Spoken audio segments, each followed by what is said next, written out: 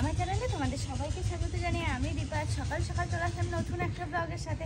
আর কালকে যেমন দুপুরবেলা আসলাম, কিন্তু আজকে আসলাম একদম সকালবেলা। তাও এখানে তার কারণ কি জানো, যেহেতু সামনে পূজা আসছে তো ঘর বাড়ি সব কিছু একটু পরিষ্কার করতে হবে।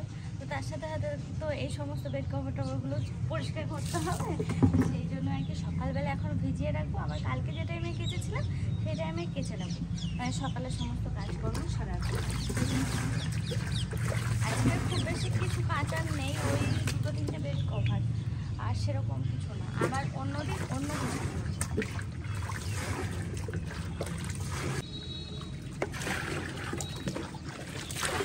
ভালোই হলো।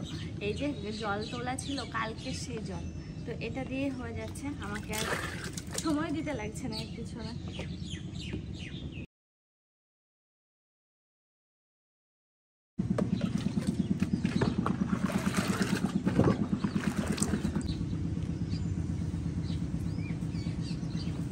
সাদা জিনিস কাচা হচ্ছে সব থেকে টাফ ব্যাপার। আজকে আমি সেই সাদা বেড কভার টভারগুলো নিয়ে চলে এলাম কাচার জন্য। অনেক দিন থেকে ভাবছি কাচবো, তারপর হয়ে ওঠে না। তোমরা তো জানোই যে ওই সপ্তাহে হয়তো আমি একদিন কাচি, তাও সেই এক গাড়া করে নিই। আর এমনি রোজকার জামা কাপড় রোজ কেচে দিই যেগুলো করা থাকে, কিন্তু যেগুলো বাইরে পরে যাওয়া হয় সেগুলো সপ্তাহে একদিন করে কাচি, সব জড়ো করা থাকে।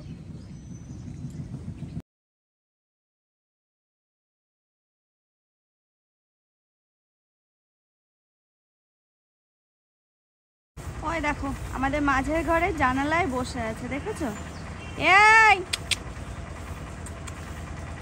গোল, ওই দেখো। কি বলবো, কালকে থেকে ও যে কি মজা পেয়েছে, উপর থেকে যেতেই চাইছে না। কাল তো সাড়ে সন্ধ্যে ছিল, রাত 8টা পর্যন্ত।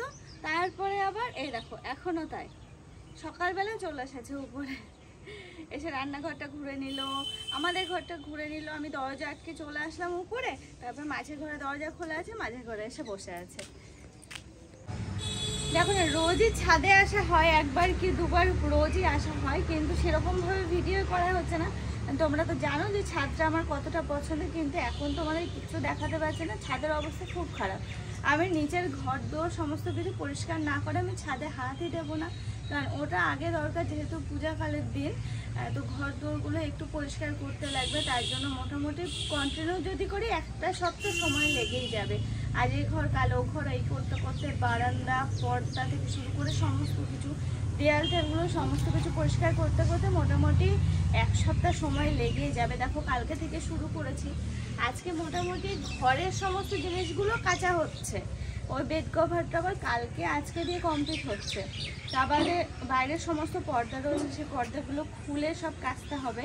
তাছাড়া দেওয়াল টেওয়ালগুলো সব মুছতে হবে, ঝুল ঝাড়তে হবে। এই সমস্ত কিছু করতে করতে একটা সপ্তাহ সময় কীভাবে কেটে যাবে টেরই পাবো না। তারপরে যদি সময় হয় ছাদে হাত দেবো। তবে হ্যাঁ, দেখো আমাদের এই দোপাটি গাছটাতে কিন্তু বেশ সুন্দর ফুল হচ্ছে।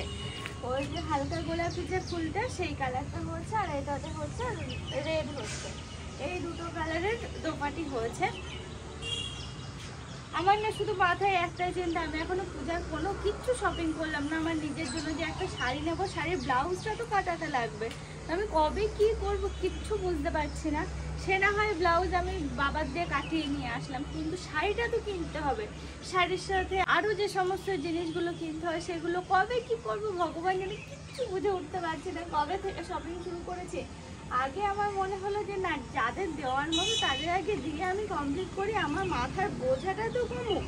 তো সেই অনুযায়ী আমি সেইগুলো শপিং আগে করে সব আবার ধোয়া আসতে কথা বলতে পারছি, সেই সমস্ত কিছু শপিং করে তাদেরকে দিয়ে দিলাম। এবার হচ্ছে আমার পালা, অর্পণের পালা। অর্পণ একটা সেট অলরেডি নেওয়া হয়েছে অর্পণ, কিন্তু আমি এখনো পর্যন্ত কোনো কিছু নিইনি, তবে নেবো। আর তোমাদেরকে অবশ্যই দেখাবো কি নিচ্ছে। একটা শাড়ি তো নেবো।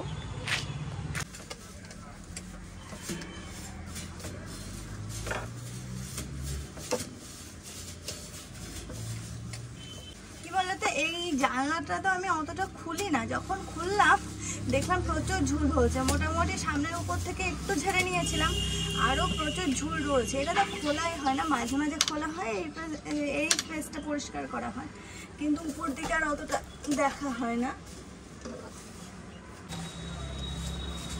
আমি জানি তোমরা অনেকে কমেন্ট করবে দীপা একটা কাজের মানুষ কেন নাও না, সময় যখন হবে তখন ঠিকই নেব।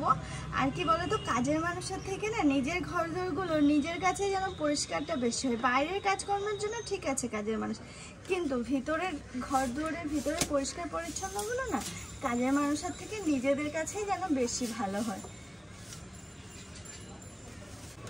এবং উপরটাতে তো আমি আর অর্পণ দুজন থাকি, তো কাজের মানুষ সেরকম নেই। তবে হ্যাঁ, নিচে কাজের মানুষ আছে, মানে নিচে মাকে সাহায্য করার মতো কাজের মানুষ আছে।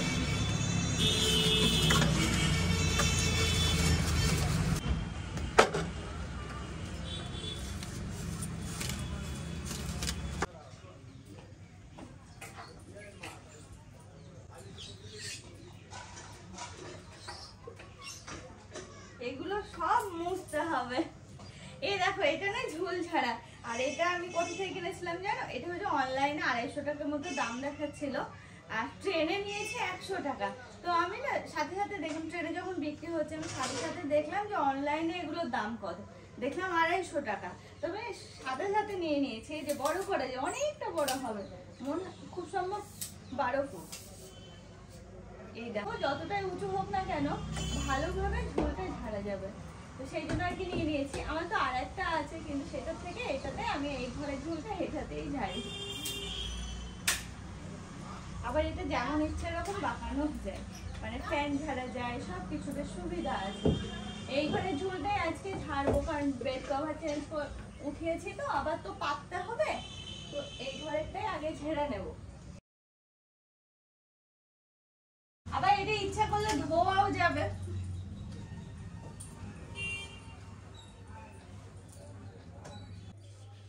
কি অবস্থা হলো, ঘেমে পুরো একদম নিয়ে গেছি। ফ্যান চালাতে পারছি না, যেহেতু ঝুল ঝাড়া সমস্ত কিছু ঝাড়াঝুড়ো করছি, তো ধুলোর ব্যাপার, সেই জন্য ফ্যান চালাইনি। সাংঘাতিক গরম, সাংঘাতিক গরম। তো অলমোস্ট এই ঘরটা কমপ্লিট। শুধুমাত্র বাকি থাকলো এই পোর্শনটা, মানে এই যে ড্রেসিং টেবিলের পোর্শনটা একটু বাকি থাকলো। এটা হচ্ছে কালকে ধরবো, এটা আর হয়ে উঠলো না। মোটামুটি সবকিছু একটু পরিষ্কার করে নিয়েছি। বেড কভার পাতিনি, পরে পাতবো, ফ্রেশ হবো। এখনো মেঝে যেগুলো মোছা হয়নি, এটা মুছবো। এখন মুছে নিয়ে নিজের ফ্রেশ হয়ে নেব, নিয়ে একটু খাবার দাবারের ব্যবস্থা করব। তারপরে এসে আছে কাঁচাকুচো, প্লাস হচ্ছে আজকে চুলে আমি একটু কিছু দেবো, ইচ্ছা আছে, যদি সময় হয় তাহলেই। যেহেতু দেখো না নিচে আসতে আসতে অনেকটা দেরি হয়ে গেছে, তারপরে না মাথায় আসছিলো না কি রান্না করব। ওদিকে মা ভাতটা চাপিয়ে দিয়েছে, দেখতেই পাচ্ছ। তবে আমার চোখে পড়লো পটল, আর ভাবলাম যে আলু আর পটল দিয়ে একটু রসা রসা তরকারি করি, তার সাথে একটু ডিমের অমলেট করে নেবো। তো সেরকমভাবে দেখো ডুমো ডুমো করে পটল আর আলুটা কেটে নিয়েছি। এখন ওই আর কি তরকারিটা বানিয়ে নেব। সকালের খাওয়া তো বেশি কিছু না করলে হবে। আর বাদাম ভাজছি, কারণ আজকেও বাড়িতে হবে মোচা। আর ওদিকে উনুন ধরাতে গিয়ে মা পারলো না, তারপর আবার কড়াইটা এদিকে চাপিয়ে দিয়ে গেল। ওখানে একটা ওই নিরামিষ মতো সবজি, নানান রকম সবজি দিয়ে একটা তরকারি হবে। আর এদিকে হচ্ছে বাদামের খোসাগুলো আমি তুলতে এখন ব্যস্ত আছি, তার কারণ বুঝতে পারছো কুলোর উপরে রেখে বাদামগুলো ডলে ডলে সমস্ত খোসাগুলো তুলে এই যে এখন মোচার মধ্যে দিলাম। হ্যাঁ, তোমরাও কিন্তু বাদাম দিয়ে মোচাটা রান্না করে দেখো, বেশ ভালো লাগে খেতে। মোচাটা হওয়ার জাস্ট কিছুক্ষণ আগে দেবে ভাজা বাদামগুলো। আর এদিকে কিন্তু ডিমের অমলেটগুলো আমি ভেজে নিচ্ছি এক এক করে। এখন সময় হলো বেড কভার পাতা, সেই সকালে তুলেছি। আর এখন আমি না ভুলে গেছিলাম। তারপরে ফ্রেশ হয়ে ঘরে যখন আসলাম, বাবা আমি ঘর মুছেও নি, ঘর ঝাড়তে বেরিয়ে গেছি, বেড কভারও পাতিনি। তা ভাবলাম যে ফ্রেশ হয়ে গেছি, একবারে নিচের কাজ সেরে এসে তারপরেই না হয় এইসব কাজগুলো সারবো। কারণ এই দেখো আমি এখন একটু চুলে স্পা দিলাম, আর এখন এই যে বেড কভারটা পেতে নিয়ে ঘরটা মুছে নিয়ে তারপরে যাবো ছাদে। ছাদের কাজটা সেরে তারপরে স্নান করে নেব। তো সেই মানে স্টেপ বাই স্টেপ এগোচ্ছে আর কি, এরকম ভাবে। তো সেই কারণে আর কি তখন আর এই বেড কভারও পাতিনি আর ঝাঁটও দিইনি। সরি, দেখেছো কি সব বলছি, ঝাঁট দিয়েছি, মোছা হয়নি। আর কালকে আছে বৃহস্পতিবার, তো কালকে তো এমনিতেও সমস্ত ঘর বারান্দা সবকিছু মুছতে হবে। আর আজকে মোটামুটি ঝুল ও বারান্দাতেও মোটামুটি ঝুলটা ঝাড়া হয়ে গেছে, শুধুমাত্র এই পোর্শনটা একটু বাকি আছে, মানে এই গলিটা। ঘরদোর পরিষ্কার করলে কত সুন্দর না লাগে বলো, বেশ মনটা একটু ঝা চকচকে মতো মনে হয়। ঘরের সাথে সাথে সব কিছু যাই পরিষ্কার করা হোক না কেন, দেখো একা হাতে সবটা সামলে না উঠতে পারলেও যতটা পারি একটু চেষ্টা করি পরিষ্কার পরিচ্ছন্ন থাকা, বিশেষ করে নিজেদের পরিষ্কার থাকার চেষ্টা করি সবসময়ের জন্য। আমি জানি তোমরা আমার কাছাকুচি দেখে একটা কথাই বলবে, দীপা ওয়াশিং মেশিন কেন নাও না? বিয়ের প্রথম থেকে আজ পর্যন্ত বলে আসছো কত টাকা তো কত দিকে খরচ হচ্ছে, তাহলে একটা ওয়াশিং মেশিন কেন নাও না? তার পিছনেও একটা গল্প আছে, কেন নিই না? সে গল্পটা যেদিন নেওয়া হবে, মানে সে যত বছর পরেই হোক না কেন, যখন নেওয়া হবে তখন সে গল্পটা করবো, এখন সেটা আমি করতে পারবো না। আমি নিজেও জানি চাইলে আমি নিয়ে নিতে পারি, কিন্তু না, গল্পটা তো শোনাতে হবে। নিয়ে নিলে কি করে তোমাদেরকে গল্প শোনাবো বলো?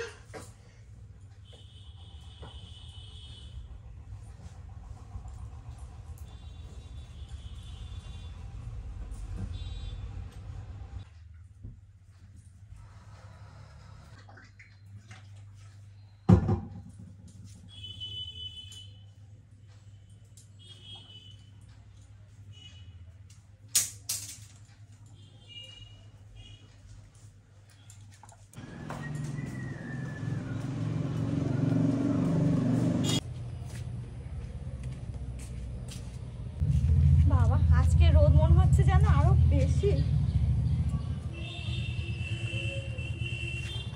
খুব তাপ আজকে।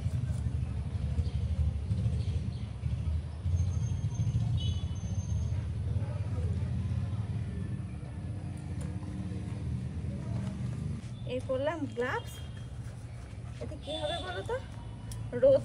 রোদের হাত থেকেও বাঁচবো, প্লাস আমার আঙুলটাও বাঁচবে।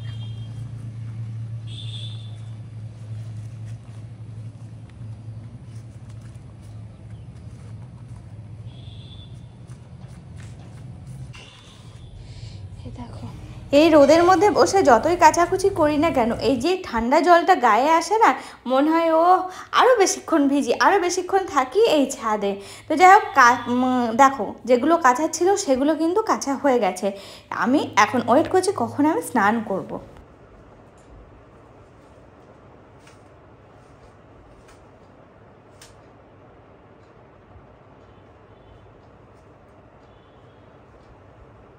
অনেকদিন পর এই পর্দাগুলো লাগানো হলো, আর উল্টো পাল্টা লাগানো হয়েছে, পরে সব ঠিক করতে হবে। এটা এদিকে গেলে এটা এদিকে যাবে, তাড়াহুড়ো করে লাগানো হলো, কারণ এসি চালানো হলো, খোলা ছিল তো সেই জন্য আর কি।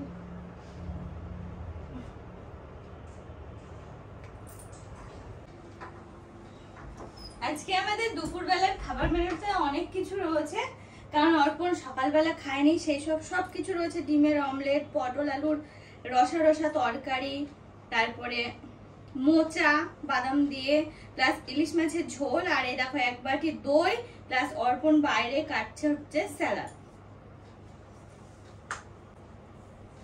ওদিকে দেখতে দেখতে দুপুর 2টো বেজে গেল, অর্পণ এখনো খায়নি, কারণ সকালবেলা এত মুড়ি খেয়েছে, ও নাকি কখন এসেছে আমি টেরই পাইনি। হ্যাঁ আমি নিচেই ছিলাম, ওর খিদে পেয়েছে, মুড়ি খেয়েছে চানাচুর দিয়ে, ও আর তারপরে আর অন্য কিছু খেতে পারেনি। তো বললো যে পরে একবারে ভাত খাবো, তো সেই বুঝে এখন ভাত খাওয়া হলো। দেখো দেখতে কি অপূর্ব লাগে না বলো, নানান কালারের, খেতেও কিন্তু বেশ ভালো লাগে। হ্যাঁ আমাদের দুপুরে এখন এটা তো চলবে, তার সাথে ভাত আছে। আর ভাত দেখো 2টো থালাতে অনেক ভাত, জানি এত খাওয়া হবে না, একটা থালা পুরো থেকে। খাওয়া দাওয়া কমপ্লিট হয়ে গেছে, জোরদার খাওয়া হয়ে গেছে, তাও ইলিশ মাছের ঝোলটা রয়ে গেল, খেতে পারলাম না। অর্পণও খায়নি, আমিও খাইনি, সেই অবস্থাতে রয়েছে, কারণ স্যালাডের পরিমাণ এত বেশি না, কোনো মানে বেশি কিছু খাওয়াই যাচ্ছে না। দেখো ওদের দেখে আশা করি তোমরা বুঝতেই পারছো, প্রায় সন্ধ্যা লাগবো। আরে দেখো আমি হাতে একটা প্লেট নিয়ে এলাম, তার কারণ এর মধ্যে আছে গুঁড়ো খোল, পুঁই গাছের গোড়ায় দেবো বলে। আর এই দেখো ঘুমিয়ে পড়েছিলাম, তার কারণে তোমাদেরকে আর এতক্ষণ কোনো রকম কোনো আপডেট দিইনি। খাওয়া দাওয়া সেরে একটা ওয়েব সিরিজ জাস্ট চালিয়েছিলাম, দেখতে দেখতে মানে ঘুমিয়ে পড়েছি। এদিকে পর্দা, বেড কভার সব কিছু রয়ে গেছে। এই দেখো এসব কিছু এখনো তোলা হয়নি, সব তুলবো এখন। পুঁই গাছের গোড়ায় এটা দিয়ে 1 মগ জল দিয়ে তারপরে নিচে যাব। তো এই খোলটা দিতে এসে দেখছি যে ভিতরে অনেক ঘাস হয়েছে।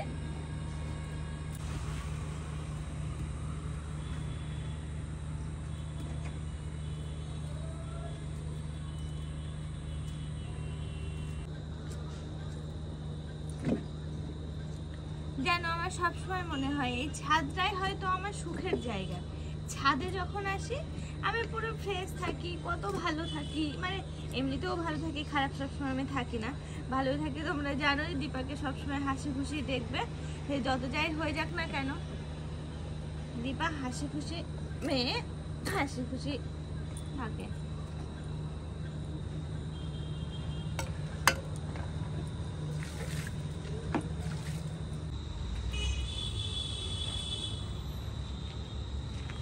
দেখো না, দেখতে দেখতে সন্ধ্যা লেগে গেল। আমাকে সন্ধ্যা দিতে হবে, আর উপরে দাঁড়ালে হবে না। ফ্ল্যাশ জ্বালিয়ে তোমাদের সাথে কথা বলছি, যখন আসলাম তখন আমার ফ্ল্যাশ জ্বালাতে লাগেনি, মাত্র কয়েকটা মিনিট, 5 মিনিট খুব জোর, তার মধ্যেই দেখো অন্ধকার নেমে এলো।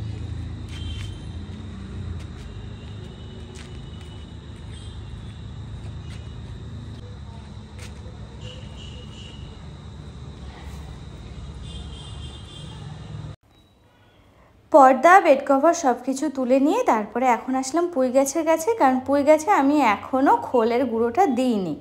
একটু জল দিয়ে রাখলাম, মাটিতে জলটা টেনে নিয়েছে, এখন উপর দিয়ে আমি এই খোলের গুঁড়োটা দিয়ে দিচ্ছি। তবে হ্যাঁ, অনেকটাই পরিমাণে আছে তো ভাবলাম শুধু এই গাছে না, আরও 2-1টা গাছে দিয়ে দিই। তারপরে এলাম আমি একটু ধনেপাতা গাছের এখানে, এর 4 সাইড দিয়ে একটু দিয়ে দিলাম। তারপরে এলাম আমি দোপাটি গাছের এখানে, তাও দিয়ে দিলাম।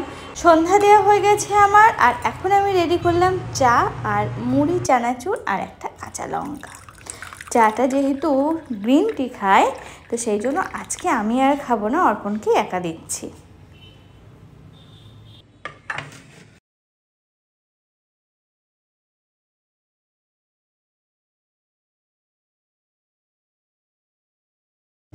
অর্পণ, চা আর মুড়ি, তোমার চা আমার মুড়ি।